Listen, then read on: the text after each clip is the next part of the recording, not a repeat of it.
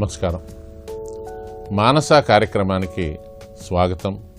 మనం ఈ మానస కార్యక్రమం ద్వారా ప్రతిరోజు ఇటువంటి కౌన్సిలింగ్ క్లాసులు విందాం. సహజంగా మనసుకొచ్చే సమస్యలు, వాటికి సలహాలు ఇవ్వడం జరుగుతుంది. ఈ కార్యక్రమంలో పాల్గొనేవారు ఎవరు కూడా వైద్యులు కాదు.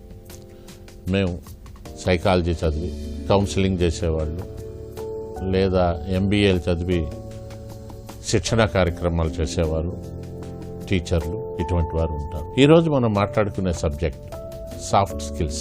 ఎక్కడ చూసినా ఇదే అడుగుతున్నారు ఉద్యోగాల్లో. సాఫ్ట్ స్కిల్స్ మీకేమొచ్చు? మనం సాఫ్ట్వేర్ అనేది విన్నాం, కానీ ఈ సాఫ్ట్ స్కిల్స్ ఏంటి అనే అనుమానం వస్తుంది. రైట్? కంప్యూటర్స్లో హార్డ్వేర్, సాఫ్ట్వేర్ అంటారు. హార్డ్వేర్ అంటే పైకి కనపడేవి హార్డ్వేర్. సాఫ్ట్వేర్ అంటే మనకి కనపడనివి. ఇప్పుడు ఉదాహరణకు ఒక సీడీ ఉంది, అది హార్డ్వేర్. దాంట్లో పాట ఉందా, డ్రామా ఉందా, డ్యాన్స్ ఉందా, మరి ఏదైనా ఉందా అనేది సీడీ చూస్తే కనపడదు, అది సాఫ్ట్వేర్. అలాగే మై డియర్ ఫ్రెండ్స్, ఈరోజుని యువత పెద్ద పెద్ద డిగ్రీలతో వెళ్తున్నారు ఉద్యోగాలకి. కనబడుతుంది వాళ్ళ హార్డ్వేర్ డిగ్రీ కానీ, వాళ్ళ పేరు కానీ, వాళ్ళ గోల్డ్ మెడల్స్ కానీ, ఇవన్నీ హార్డ్వేర్. సాఫ్ట్వేర్ అంటే వాళ్ళల్లో నైపుణ్యాలు ఏ స్థాయిలో ఉన్నాయి. ఈరోజుని కంపెనీల వారు ఉద్యోగాలు ఇవ్వటానికి డిగ్రీలు చూసి ఇచ్చే పరిస్థితి పోయింది. ఇదివరకు డిగ్రీ చదవగానే ఓహో ఇది అని ఇచ్చేవారు. ఇప్పుడు డిగ్రీలు అనేవి మామూలుగా ఉన్నాయి, ఎందుకంటే యూనివర్సిటీలు పెరిగాయి, కాలేజీలు పెరిగాయి, ఇవన్నీ పెరిగాయి. డిగ్రీలతో పాటు ఇతనికి నైపుణ్యాలు ఏమున్నాయి? నైపుణ్యాలు అంటే నలుగురితో మాట్లాడడం, చక్కని వైఖరి కలిగి ఉండడం, చక్కని క్రమశిక్షణ కలిగి ఉండడం, నిర్ణయాలు కరెక్ట్గా తీసుకోగలడం, లీడర్షిప్ క్వాలిటీస్ డెవలప్ చేసుకోవడం, వ్యక్తిగతంగా ఓ చక్కని లక్ష్యాన్ని పెట్టుకుని అది చేరుకోవడానికి కృషి చేసే సాధన అతనిలో ఉండడం, ఇవి నైపుణ్యాలు అంటారు. ఇవి నేర్చుకోవాల్సిన అవసరం మనందరికీ ఉంది. గతంలో ఏదో మనకి చదువైపోగానే ఉద్యోగం ఆ ఊర్లో ఏదో కంపెనీలో వస్తే చాలు. ఇప్పుడు సపోజ్ హైదరాబాద్లో చదువుకున్న అబ్బాయి ఆ రోజుల్లో ఉద్యోగం అయిపోగానే ఆల్విన్లో ఉద్యోగం వస్తే చాలు. విజయవాడలో చదువుకున్న అబ్బాయి కేసీపీ సిమెంట్లో వస్తే చాలు. ఓ కాకినాడలో చదువుకున్న అబ్బాయి నాకు అక్కడ రామదాస్ మోటార్లో వస్తే చాలు. వైజాగ్లో అయితే నాకు బిహెచ్ఎల్లో వస్తే చాలు. నిజామాబాద్లో నిజాం షుగర్స్. ఇవి అంటే ఆ రోజుల్లో ఇవే వాళ్ళ గోల్స్. ఇప్పుడు ఈ రోజుని ఎల్లలు దాటిపోయాం మనం. ఏ దేశంలో ఉద్యోగం వచ్చినా మనం అప్లై చేయొచ్చు.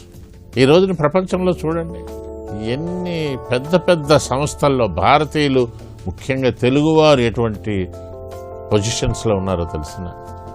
ఈ రోజుని మైక్రోసాఫ్ట్ అనే కంపెనీకి సిఈఓ మన తెలుగైన ఉన్నారు, సత్యానాదేళ్ల. అలాగే గూగుల్ అనే కంపెనీకి సిఈఓగా మన భారతీయుడే ఉన్నారు, సుందరం పిచ్చై.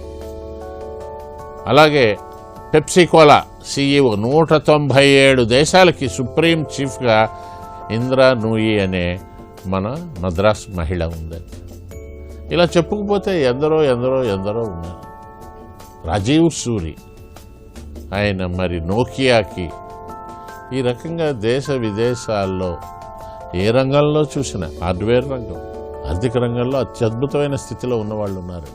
ఇక మేనేజర్స్ అంటారా, సైంటిస్టులు అంటారా, చెప్పలేనంత. వీళ్ళందరూ అంత దూరం ఎలా వెళ్ళారు అంటే కేవలం డిగ్రీలతో వెళ్ళలేదండి. డిగ్రీలతో పాటు సాఫ్ట్ స్కిల్స్, నైపుణ్యాలు పెంచుకున్నారు.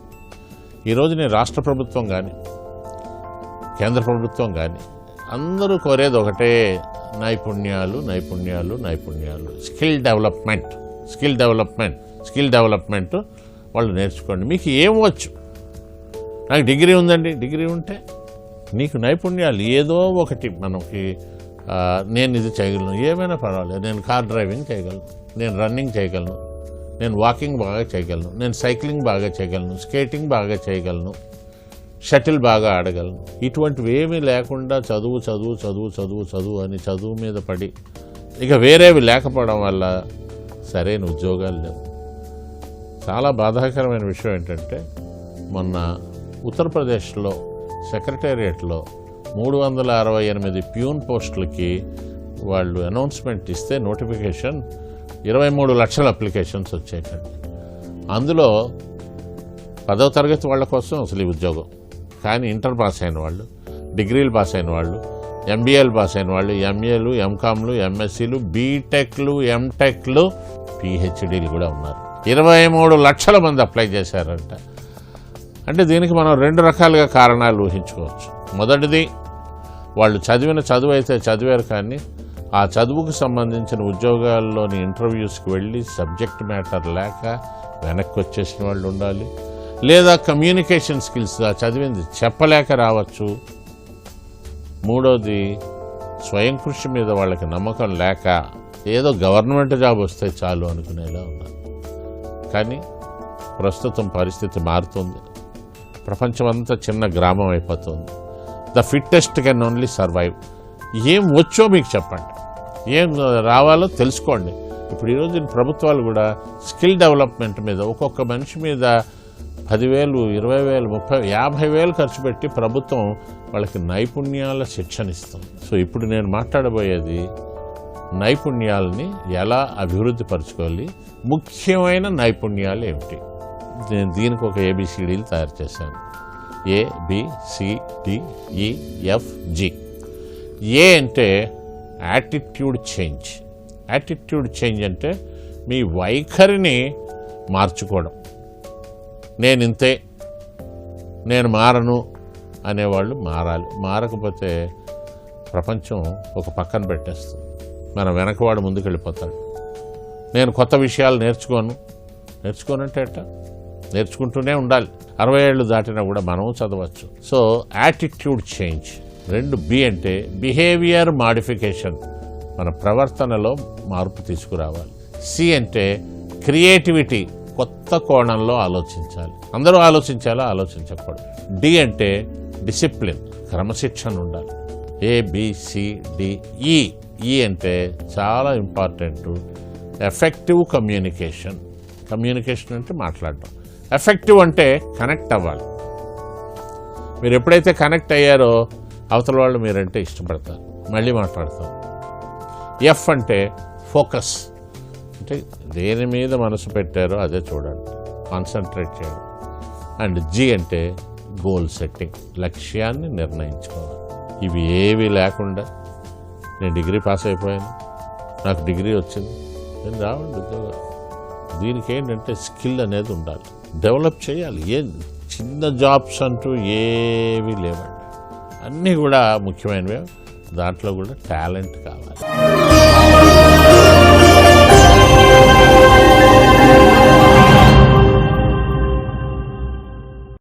సో అంటే యాటిట్యూడ్ చేంజ్.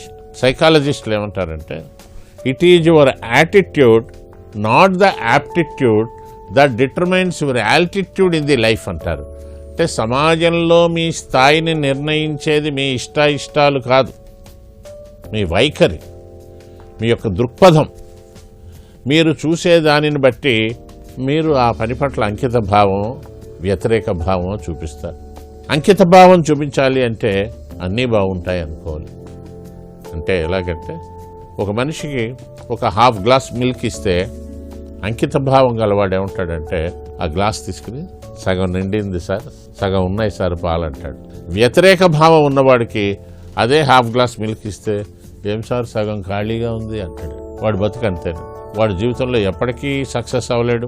ఉద్యోగంలోనూ అలాగే ఎవరితోటి సరిగ్గా ఉండలేడు. వాళ్ళు అంతే సార్, వాళ్ళకి అవి సార్, వాళ్ళకి కులపిచ్చింది సార్, వీళ్ళకి మతపిచ్చింది సార్, వీడికి ఆపిచ్చింది సార్, వీడి అందరినీ దూరం చేసుకుంటాడు. ఆ హాఫ్ ఎంటీ అనే యాటిట్యూడ్ అనమాట. సగం నిండింది అంటే ఇచ్చిన వాడికి కూడా తృప్తి ఉంటుంది, మిగతా సగం కూడా ఇస్తాడు. సగం ఖాళీగా ఉంది సార్, యాటిట్యూడ్ అంటే మీ వైఖరి. మీరు చేసే పని దాని పట్ల అంకిత భావం మీకు ఉండాలి. ఏ పనిలో మీరు చేరితే ఆ పనిలో ఇంట్రెస్ట్ పెంచుకోవాలి. మీరు ఏ పని చేపడితే ఆ పనిలో అంకిత భావం ఉండాలి. ఇప్పుడు ఇందాక చెప్పిన సత్యానాథులు కానీ, సుందరం పిచ్చయ్య కానీ, లేదా శివనాడారు కానీ, వీళ్ళందరూ కూడా తమ 16 ఏళ్ళు, 17 ఏళ్ళు, 20 ఏళ్ల వయసులో కూడా తాము ఇంత గ్రేట్ పర్సన్స్ అవుతారని వాళ్ళు అనుకోలేదు. బట్ ఈ positive mental attitude is everything అంటారు. మీ యొక్క వైఖరిని మీరు మార్చుకున్నందువల్ల అంచెలంచెలుగా పైకి వెళ్తాం. లేదు సార్ నా కర్మ సార్, నా జాతకం సార్, మా ఇంట్లో ఎవరు కూడా మేము పెద్ద చదువులు రాలేదు సార్, ఈ భ్రాంతిలోంచి బయటపడాలి. 1900 సంవత్సరాల పాటు భారతదేశంలో ఈ అన్యాయం జరిగింది. చెప్పులు కుట్టేవాళ్ళ పిల్లలు చెప్పులే కుట్టాలి, బట్టలు ఉతికేవాళ్ళ పిల్లలు బట్టలే ఉతకాలి, టీచర్ కొడుకు టీచరు, పురోహితుడు కొడుకు పురోహితుడు, కళ్ళు తీసాయన కొడుకు కళ్ళే తీయాలి, ఆడవాళ్ళకి చదివే అవసరం లేదు. ఇది ప్రోగ్రామింగ్ జరిగింది, నిజమని నమ్మారు. కానీ ఎవరైనా ఏదైనా చెయ్యగలరు అనేది యాటిట్యూడ్ చేంజ్ని బట్టి వీలవుతుంది. ఇప్పుడు అబ్దుల్ కలాం తీసుకోండి, son of a fisher man. బడికెళ్ళి పెద్ద చదువులు చదువుతాను అంటే తండ్రి జైనులాబుద్దీన్ కూడా అంగీకరించలేదు. కానీ అతను చదవగలడు, అద్భుతాలు చేస్తాడు అని ఒక స్కూల్ టీచర్ వచ్చి అబ్దుల్ కలాం ఫాదర్కి చెప్పడం బట్టి అతను ఆ స్థాయికి వెళ్ళాడు. కాబట్టి గుర్తుపెట్టుకోండి మై డియర్ ఫ్రెండ్స్, జీవితాంతం గుర్తుపెట్టుకోవాల్సిన పాఠాలు ఈ మానసలో వస్తూ ఉంటాయి మీకు. It is your attitude not the aptitude. నేను చిన్నప్పటి నుంచి ఫ్యాషన్ డిజైనింగ్ చేద్దాం అనుకున్నానండి, చిన్నప్పటి నుంచి అది చేద్దాం. మీ ఇష్టాలు వేరమ్మా, కానీ మీరు దేనికి పనికొస్తారు, మిమ్మల్ని ప్రజలు ఏ విషయంలో అంగీకరిస్తారు. గోల్ పెట్టుకోవడం అంటే నాకు ఇష్టం వచ్చిన గోల్ కాదండి, నేను దేనికి పనికొస్తానో అది వాస్తవానికి దగ్గరగా ఉందా లేదా, ఇవన్నీ చూడాలి. రెండవది బిహేవియర్ మాడిఫికేషన్. బిహేవియర్ మాడిఫికేషన్ అంటే మన ప్రవర్తన వయసుకు తగ్గట్టుగా కూడా ఉండాలి. మనలో ఎప్పుడు కూడా ఎల్లవేళలా 3 రకాల ఈగో స్టేట్స్ ఉంటాయి. ఒకటి చైల్డ్, ఒకడు అడల్ట్, ఒకడు పేరెంట్. ఈ 3 నాలో ఈ ఈగో స్టేట్స్ 3 ఉంటాయి. ఇప్పుడు నేను మా మనవడితో మాట్లాడినప్పుడు పెద్దరికంగా ఏం మాట్లాడండి, ఏమా ఆమె తిన్నావా, బబ్బ తాగావా, ఈ మాట మా అబ్బాయితో అనను, లేకపోతే మా ఆఫీస్లో వాళ్ళతో నేను అన్ను బబ్బ తాగావంటే వీడికేదో అయిందనుకుంటా, అక్కడ చైల్డ్ అవుతాను నేను. లేదా మా కొలీగ్స్తో మాట్లాడేటప్పుడు, సైకాలజిస్టులతో మాట్లాడినప్పుడు వాళ్ళతోటి వాళ్ళ స్థాయిలో మాట్లాడతాను, దాన్ని అడల్ట్ అంటారు. పేరెంట్, నాలో పేరెంట్ కూడా ఉంటాడు. ఎప్పుడైనా ఎవరైనా తప్పు చేసినప్పుడు నేను పేరెంట్ లాగా గట్టిగా చెప్పచ్చు, లేదా బుజ్జగించవచ్చు. ఈ ఈగో స్టేట్స్ని సందర్భానుసారంగా ఉపయోగించాలి. సపోజ్ 4 పిల్లలు ఉన్నారు, వాళ్ళు కాలేజీలో చదువుతున్నారు. పక్కనే ఉన్న బడ్డీ హోటల్కి వెళ్ళి ఛాయ్ అని అడిగారు. ఒక అబ్బాయి అడిగాడు, ఛాయ్ లేదు సార్, పాలు అయిపోయాయి అన్నాడు. ఒకవేళ ఆ అబ్బాయిలో పేరెంట్ ఉన్నాడు అనుకోండి, ఏమో ఎందుకు లేదు, పాలు ముందు తెచ్చుకోవాలని తెలీదా, వాడు అక్కడ అధికారం చెలాయిస్తాడండి. ఇలాంటి వాళ్ళు దెబ్బలు తింటారండి. వాడు ఆటో వాడితో గొడవ, అందరితో గొడవే.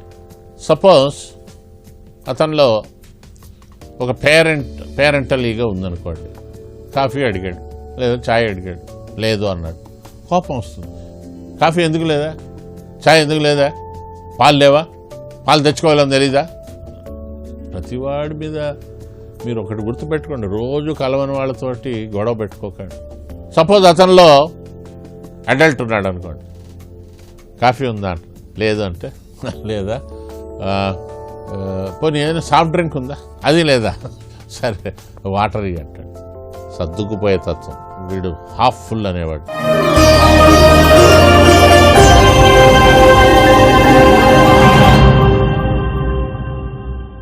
సపోజ్ అతనిలో చైల్డ్ ఉన్నాడు అనుకోండి, కాఫీ ఉందా, లేదు సార్ అంటాడు.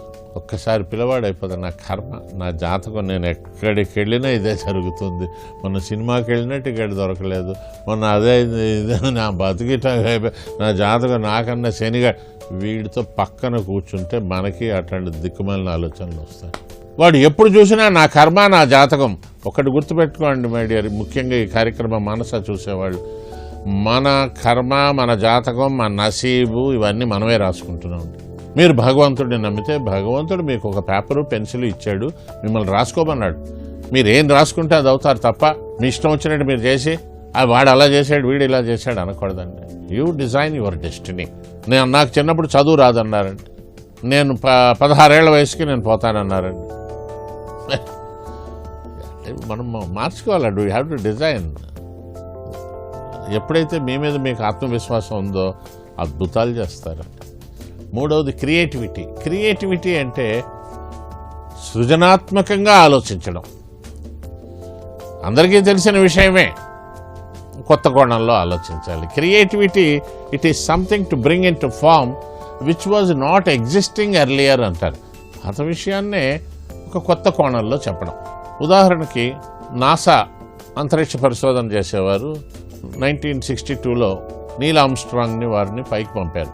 పంపి ఫోటోలు తీయమన్నారు, పెన్నుతో రాయమన్నారు. అప్పుడు బాల్ పాయింట్ పెన్ కొత్తగా వచ్చింది. ఆయన బాల్ పాయింట్ పెన్ పట్టుకుని ఇటా రాసాడు, ఫోటోలు తీస్తున్నాడు, బిజీగా ఉన్నాడు. దీని మీద ఎక్కువ కాన్సన్ట్రేట్. కిందకు వచ్చి చూస్తే వైట్ పేపర్స్, ఏం చేయాలో తెలియలేదు. ప్రెస్కి చెప్తే మళ్ళీ అవమానం. అప్పుడు సైంటిస్టులు అందరూ కూర్చొని ఆలోచిస్తున్నారు. ఆ సైంటిస్ట్ ఒక ఆయన వాళ్ళ ఇంట్లో వాళ్ళ ఆవిడతో చెప్పాడంట, ఇలా రాసిన రాయాలి, అలాంటి ఇంకు కనిపెట్టాలి అంటే. ఆ సైంటిస్ట్ కొడుకు 11 ఏళ్ళు వాడు అన్నాడంట, daddy why don't you try with pencil అన్నాడంట. ఇది క్రియేటివిటీ అంటే. దీన్ని రైట్ బ్రెయిన్ థింకింగ్ అంటారు.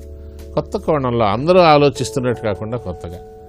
ఇప్పుడు ఈ రోజుకి పెన్సిలే వాడుతున్నారండి అన్ని దేశాల వాళ్ళు. కాబట్టి ఆలోచించండి. క్రియేటివిటీ. 4 డిసిప్లిన్ అంటే పొద్దున్నే లేవడం, తొందరగా పడుకోవడం, ఎర్లీ టు బెడ్, ఇవన్నీ మనం నేర్చుకుంటాం. కానీ 4 డిసిప్లిన్స్ ఉన్నాయి. మొట్టమొదటిది పర్సనల్ డిసిప్లిన్డ్గా ఉండాలి. 2 అకాడమిక్ డిసిప్లిన్, చదువులో బ్యాక్లాగ్స్ రాకుండా జాగ్రత్త పడాలి.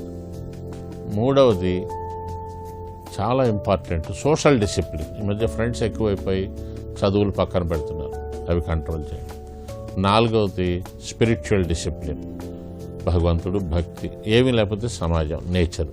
వీటిని గుర్తుపెట్టు. అంటే effective communication. This is the most powerful tool of 21st century. బాగా మాట్లాడండి, కనెక్ట్ అవ్వండి. కనెక్ట్ అయితే మీరు అద్భుతాలు చేస్తారు. ఈ మానస కార్యక్రమంలో చాలామంది ట్రైనర్స్ ఈ కమ్యూనికేషన్స్ గురించి మాట్లాడతారు. బాగా మాట్లాడండి. మన పెద్దలు ఎప్పుడో చెప్పారు, నోరు మంచిదైనప్పుడు ఊరు మంచిది. దెన్ ఎఫ్ అంటే ఫోకస్. మీరు చేసే పని మీద మీ మనసుని కేంద్రీకరించాలి.